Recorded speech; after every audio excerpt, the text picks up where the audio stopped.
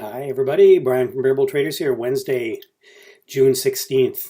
And we're more than halfway through the week here. And of course, Wednesday was the big day everyone was waiting for this week.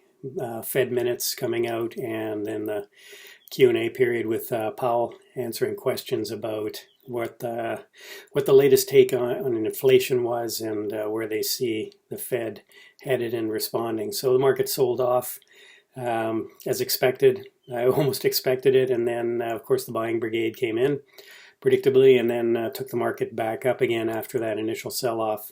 But let's take a look at the week that we've had so far and try to figure out where we might be going for the rest of the week here. So before we get going here, I always like to throw in a plug for my book on Amazon, How to Swing Trade. If you have not checked it out, it's a beginner's trade guide to trading tools, money management rules, routines, and strategies for primarily swing trading, although I know people have found it helpful even as day traders. So that's it. Let's move forward and start deep diving into some of the indexes and where we are so far this week. And as always, let's start out with the 10-year treasury. So the message from the Fed today was given that the pace of inflation, and we got the PPI number in Tuesday that came out quite hot as well, which wasn't surprising. The producer price index, I think it was up around 6%, quite high on an annual basis. So they have moved up their timeline in that they see either backing off on purchases or looking at raising interest rates. So you can see here we've had a response. We did have this breakdown. We lost this 1.55 level, 1.6 level on the 10-year, and now we've kind of bounced back here, back up to the 20 moving average, and we're going to keep an eye on that one just to see. It looks like we've recaptured, but quite often things break down, come back, check back, and then head lower. So keeping an eye on that for the rest of the week. Of course, that's going to have an impact on stuff like growth stocks, the Qs.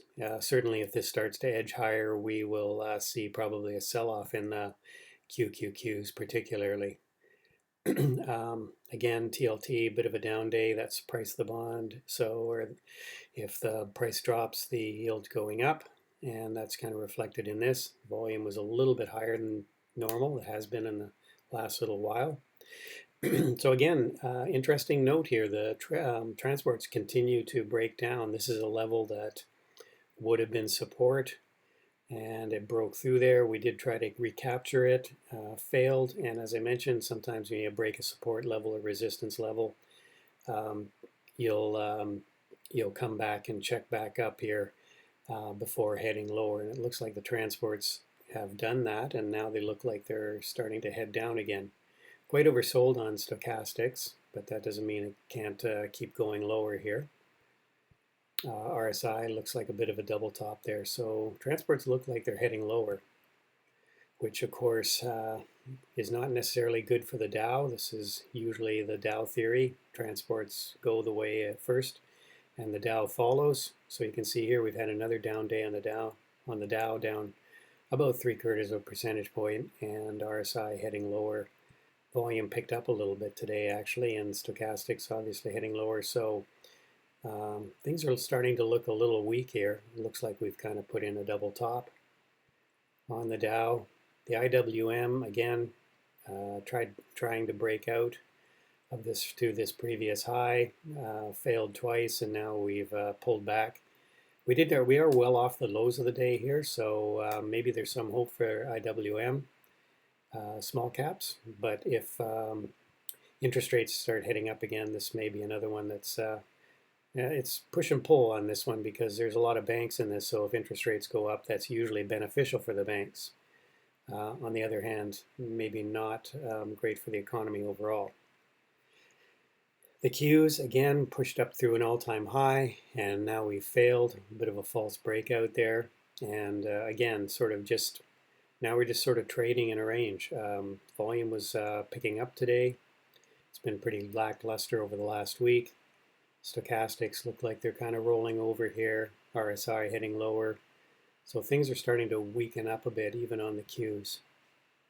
The SPY again broke out to an all-time high, kind of failed, pulled back to this 20, and now we bounced off it today. As I mentioned earlier, we had that drop and then the buying back at the end of the day there.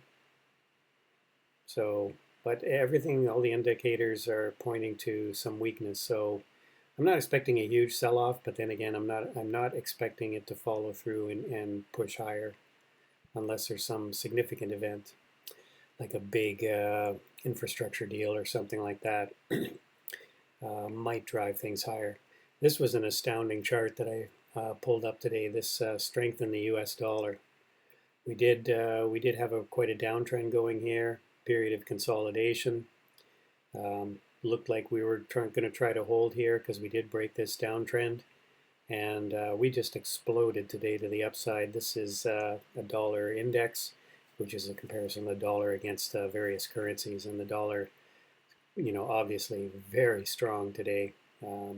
Just wondering if that happened mostly after the Fed speak and the release of the minutes. Yeah, so that happened right when the minutes were released. You can see here.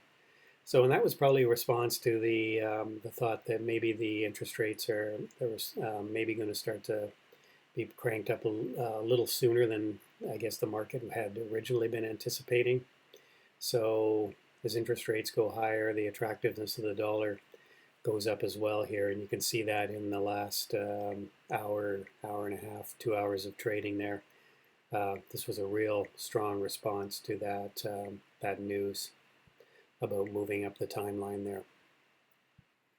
So following up on that note, you can see when the dollar really strengthens, you can see what happened to the price of gold today. You can see here it just fell out of bed. Again, I'm going to guess here that's that was kind of happened around 2 o'clock. Yep, you can see here massive down flush around 2 o'clock in the afternoon, and again just a response to a strong dollar. When dollar strong, commodities tend to weaken, and so do emerging markets. Which again here you can see the EEM, which is emerging markets ETF.